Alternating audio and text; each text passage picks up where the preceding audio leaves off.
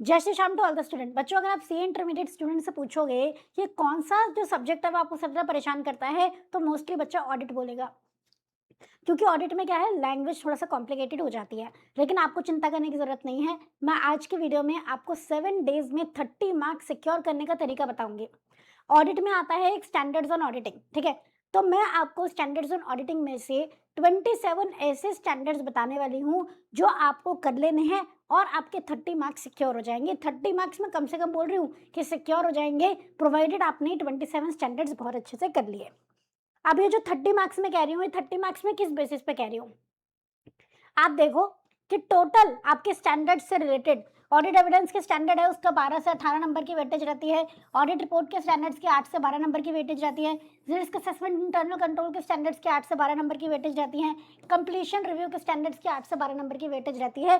तो टोटल मिला के 36 से 54 मार्क्स के आपके स्टैंडर्ड बेस्ड क्वेश्चन आते हैं। अगर आपने स्टैंडर्ड्स और ऑडिटिंग अच्छे से कर लिए, 30 मार्क्स कहीं नहीं गए। ठीक है, तो अब तो प्रूफ हो गया कि 30 मार्क्स यहाँ पे सिक्योर होने वाले हैं। तो वीडियो को आगे आप लोग जरूर देखेंगे। आपसे स्टैंडर्ड्स ऑन ऑडिटिंग के क्वेश्चन पूछे कैसे जाते हैं, आपसे एमसीक्यू पूछे जाएंगे, उसमें स्टैंडर्ड्स आ जाएगा। आपसे डिस्क्रिप्टिव जो केस स्टडी क्वेश्चन होते हैं उनमें आ जाता है, या कभी कभी डायरेक्ट थ्योरी क्वेश्चन भी पूछ लिया जाता है। अब मैं आपको लिस्ट ऑफ स्टैंडर्ड बता रही हूँ, जिसमें सबसे पहला है आपके ग्रुप 1 आते हैं जो प्लानिंग वाले एसेज है। ऐसे 200 पक्का आता है इनमें से क्वेश्चन। 200, 210, 220, 230 और 300, ये स्टैंडर्ड्स आपको बहुत अच्छे से करने हैं। उसके बाद हम आ जाएंगे ग्रुप 2 में, रिस्क एंड ऑडिट एविडेंस के स्टैंडर्ड्स। 12 से 18% की एविडेंस की वेटेज है और 8 से 12 नंबर की रिस्क के स्टैंडर्ड्स की वेटेज है। तो ऐसे 315, 320, 330, 500, 505, 530, ये सारे ऐसे आपको अच्छे से कर लेने हैं। उसके बाद आपके एविडेंस के और कंप्लीशन के स्टैंडर्ड्स और भी हैं। ऐसे एविडेंस के 501, 510, 520, 550, 610 और आपके हैं ऐसे 560, 570 और 580। ठीक है, जितने स्टैंडर्ड्स बता रही हूँ बस उतने ही करने हैं, प्रोवाइडेड इनको बहुत अच्छे से कर लेना है।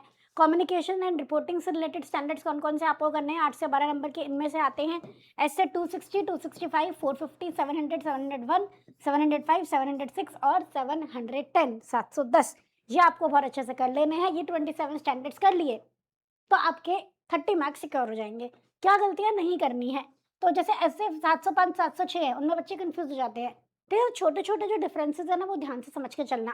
जैसे 705 मॉडिफाइड ओपिनियन के बारे में बात करता है, 706 इंफोसिस ऑन मैटर और अदर मैटर के बारे में बात करता है, अदर पैराग्राफ के बारे में। 315, 330 में क्या कंफ्यूजन होती है, 315 रिस्क आइडेंटिफायर असेसमेंट के बारे में बात करता है और 330 उसके रिस्पॉन्स के बारे में बात करता है। 500 किसके बारे में बात करता है, 500 जनरल एविडेंस के बारे में बात करता है। 500 एक specific item like inventory, litigation, segment, इनके बारे में बात करता है। और एक बहुत इंपॉर्टेंट बात, गलत ऐसे नंबर नहीं लिखने हैं। स्टैंडर्ड्स ऑन ऑडिटिंग बहुत अच्छे से कर लो बेटा, थोड़ा टाइम डिवोट करो। 7 दिन का प्लान बताऊंगी, वो 7 दिन के प्लान के हिसाब से पढ़ लो, पूरा 100% अपना दे दो इन स्टैंडर्ड्स को। गलत स्टैंडर्ड मत लिख के आना बस, ठीक है। तो ये गलतियां आपको नहीं करनी होती हैं। 7 डेज का रिवीजन प्लान देखो ध्यान से। रोज अराउंड 30 to 40 मिनट्स आपको स्टैंडर्ड्स पे देने हैं, ठीक है। डे 1 पे ऐसे 200, 210, 220, 230 और 300 कर लो, ठीक है, प्लानिंग वाले। डे 2 पे 315, 320 और 330 कर लो। डे 3 पे 500, 501, 505 और 510 कर लो। डे 4 पे 520, 530, 550, 610 कर लो। डे 5 पे 560, 570, 580, 260, 265 और 450 कर लो। डे 6 पे 700, 701, 705, 706, 710 कर लो। और डे 7 पे सारे एसेज रिवाइज कर लो और पास्ट एग्जाम्स के क्वेश्चन 2 क्वेश्चन पेपर में से सॉल्व करके देख लो। बस इतना ही आपको करना है। ये 7 डेज का प्लान है। एग्जाम से पहले जो 7 डेज होंगे उस तरीके से आपको सारे स्टैंडर्ड्स रिवाइज करने हैं। अभी तो इनको पक्का करके रख लो और फिर 7 डेज में इनकी रिवीजन कर लेना। क्या आपको मेरी बात समझ में आ गई है? खाली स्टैंडर्ड्स करने से मैडम पास हो जाएंगे, नहीं। जब तक आपको ये पता नहीं लगेगा कि आपको स्टैंडर्ड्स कितने अच्छे से समझ में आए हैं, तब तक बात नहीं बनेगी। देखो बेटा, स्टैंडर्ड्स आपने पढ़ लिए, क्वेश्चन सॉल्व कर लिए, लेकिन वो क्वेश्चन आप एग्जाम में अटेम्प्ट कर पा रहे हो कि नहीं, टेस्ट के माहौल में अटेम्प्ट कर पा रहे हो कि नहीं, ये भी बहुत इंपॉर्टेंट फैक्टर है। तो आपको बेटा टेस्ट जरूर देना है। ये 30 मार्क्स तभी आएंगे जब आप कॉन्सेप्ट करोगे, क्वेश्चन प्रैक्टिस करोगे और टेस्ट दोगे। बिना ये तीनों स्टेप्स करे बेसिकली आपके 30 मार्क्स नहीं आ सकते हैं स्टैंडर्ड्स में। तो ऑडिट जैसे सब्जेक्ट में स्पेशली पास होना बहुत मुश्किल हो जाता है अगर बच्चे ने पहले टेस्ट नहीं दिए होते हैं। ठीक है? तो हमारी सी इंटरमीडिएट की टेस्ट सीरीज़ अवेलेबल है फॉर सितंबर, जहाँ पे आपको आईसीआर पैटर्न के क्वेश्चन पेपर मिलेंगे, प्रॉपर इवैल्यूएटेड आंसर शीट्स मिलेंगी और उनको यूज़ करके आप अपने वीक एरियाज़ को पकड़ के उनकी रिविजन्स कर सकते हो। अपने स्टैंडर्ड्स और ऑडिटिंग के बहुत अच्छे से टेस्ट देके अपने 30 मार्क्स सिक्योर कर सकते हो। ठीक है? तो आप लोगों को प्लीज़ टेस्ट ज़रूर देना है।